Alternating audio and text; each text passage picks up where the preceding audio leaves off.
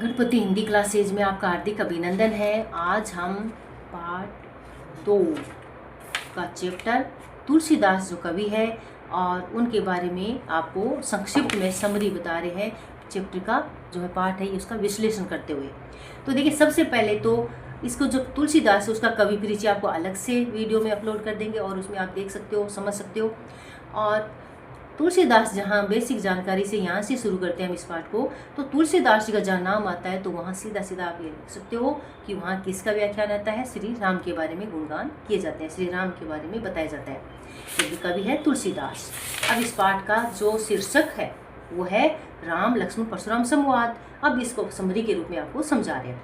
देखिए, होता क्या है कि जब सीता होती है, उनकी शादी का जब समय होता है तो उनके जो पिताजी है सीता के, राजा जनक, तो राजा जनक है उनको स्वयंवर रखा जाता है और स्वयंवर में जो शिव धनुष है उसको रखा जाता है और शर्त ये रखी जाती है कि जो भी राजकुमार, राजा, महाराजा इस धनुष को उठाएगा और इसमें प्रत्येचा चढ़ाएगा वो ही विजेता होगा और स्वयंवर को जीतेगा और सीता से शादी हो जाएगी। अब सारे राजा महाराजा आ गए और राजभवन सज गया। बहुत दूर दूर से बलशाली राजा आने लगे और वहीं पे सीते, उनकी माता, उनकी बहनें और राजा जनक भी थे। और सब ने जब ये समाचार सुना, किसने? लक्ष्मण और श्री राम ने, तो वो भी दोनों भाई वहाँ चले गए। कहाँ पे? जहाँ सीता का स्वयंवर हो रहा था। अब वहाँ पे जनकपुरी में जो राजा जनक थे उनके सिंहासन लगा हुआ था। वहाँ बहुत सारे शक्तिशाली राजा भी विराजमान थे और वहीं पे वो सबको साधारण से लगने वाले अत्यंत बलशाली और प्रभावशाली व्यक्तित्व वाले लक्ष्मण और श्री राम भी आ गए और वो भी उन सब में विराजमान हो गए। और जब क्या होता है कि जब सारे राजा महाराजा अपने अपने पराक्रम को दिखाते हैं, लेकिन शिव धनुष को तोड़ना और उठाना तो दूर की बात है, वो छू भी नहीं सके, उसको जरा सा हिला भी नहीं सके। तो ये देख के राजा जनक को चिंतित हो गए वो और बोले, अब कोई वीर नहीं है जो इस धनुष को उठा सके, उसके प्रत्याशा से डाल सके। तो जब लक्ष्मण ने ऐसे वचन सुने तो अपने बड़े भाई श्री राम से अनुरोध किया कि हे भैया, आप जाइए और इस शिव धनुष को उठाइए और इसमें प्रत्याशा चढ़ाइए। अब शिव धनुष तो वहाँ पे रखा हुआ था, सब प्रयास कर ही चुके थे और सबसे अंतिम समय में श्री राम आ गए और उन्होंने क्या किया, शिव धनुष को जैसे ही उठाया वो शिव धनुष टूट गया। अब जैसे ये समाचार चारों तरफ आग की तरफ फैल गया, जंगल में आग फैलती है ना, वैसे ये समाचार फैल गया। कौन सा? कि परशुराम के गुरु शिव का धनुष किसी ने तोड़ दिया है। और जैसे ये परशुराम को पता चलता है, वो आग बबूले होते हुए, अत्यंत क्रोध में होते हुए वहाँ आते हैं और गुस्से में लाल पीले होते हुए बोलते हैं कि जिसने भी ये शिव धनुष तोड़ा है वो सामने आ जाए, नहीं तो सारे यहाँ बैठे हुए विराजित और सारे समाज के लोग मारे जाएंगे। ऐसा सुन के विनम्र सभा में श्री राम बोलते हैं कि हे गुरुवर, क्रोधित मत होइए, कोई आपका ही सेवक है जिससे ये दुस्साहस हो गया है। और ये सुन के परशुराम कहते हैं कि जिसने भी ये शिव धनुष तोड़ा है वो सेवक नहीं हो सकता, वो तो शत्रु के समान है, वो बलशाली शत्रु के समान है मेरा, और वो सामने आ जाए।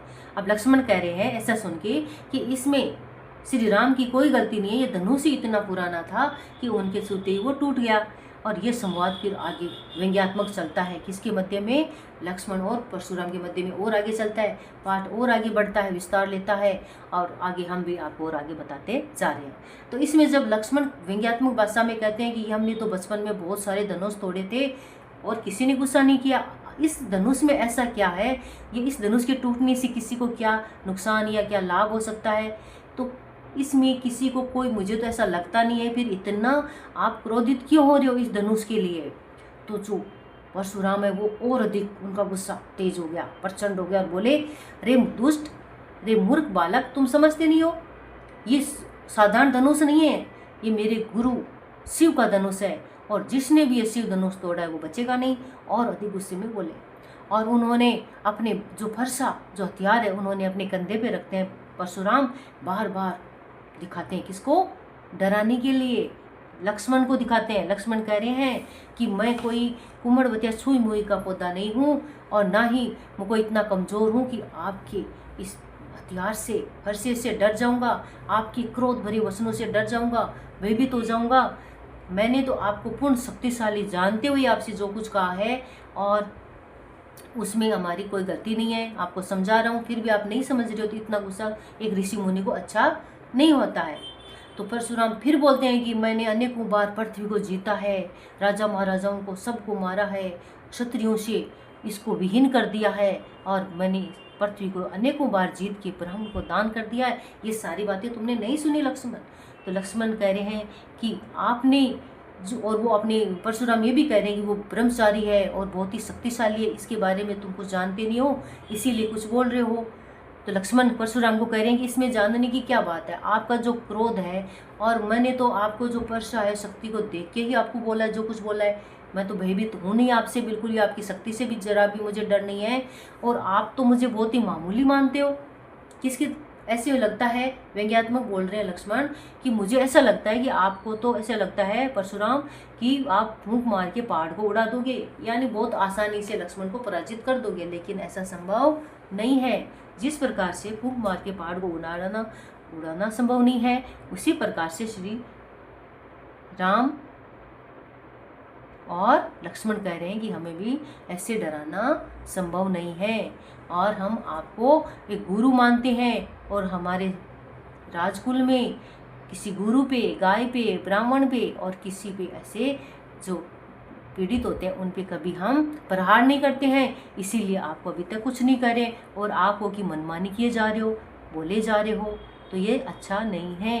तो इस प्रकार से ये संवाद चलता है, और लास्ट में अंतिम में लक्ष्मण कह रहे हैं कि जो कुछ भी हुआ उसके लिए हम क्षमा करते हैं, जाने में अनजाने में हमसे कोई गलती हो तो हमसे क्षमा कीजिए। और फिर उसमें परशुराम से कहते हैं कि हमसे विनम्र भाषा में कहते हैं, क्योंकि उनको प्रहार तो करना ही नहीं था, क्योंकि उनके राजकुल में ऐसा होता ही नहीं है। तो फिर उन्होंने एक क्षमा भरे विचारधारा में और बहुत ही गंभीर में महामुनि से क्षमा याचना की, और कि कोई भी कुछ हमने बोल दिया आपको अपमानित कुछ करने वाला विचार, तो आप हमें क्षमा कीजिए। तो इस प्रकार से ये एक संवाद है जो राम लक्ष्मण परशुराम के मध्य में होता है, जिसमें अधिकांश संवाद किसके मध्य में होता है, लक्ष्मण और परशुराम में। अब देखिए इससे सबका चारित्रिक विशेषता समझ में आ जाते हैं। इसी परशुराम का स्वभाव कैसा है, वो क्रोधित क्यों हो गए, लक्ष्मण का स्वभाव कैसा है, राम का स्वभाव कैसा है, तो इन सब से आपको इनके व्यक्तित्व के बारे में पता लग ही जाता है। और संपूर्ण चैप्टर का माध्यम क्या इसमें है, जो मुख्य केंद्र बिंदु है वो शिव धनुष है, उसी के इर्द गिर्द सारे ये संवाद चल रहे हैं। क्यों चल रहे हैं, किस लिए चल रहे हैं, वो आपने अच्छे से समझ ही लिया है, और आपको अच्छे से समझ में आया, और तो आप जल्दी से सब्सक्राइब कर ही दीजिए, और शेयर भी कर दीजिए, लाइक कर दीजिए। सब्सक्राइब करने के लिए, लाइक करने के लिए और शेयर करने के लिए बहुत बहुत धन्यवाद। खुश रहिए, ईश्वर की कृपा आप पे हमेशा बनी रहे। धन्यवाद।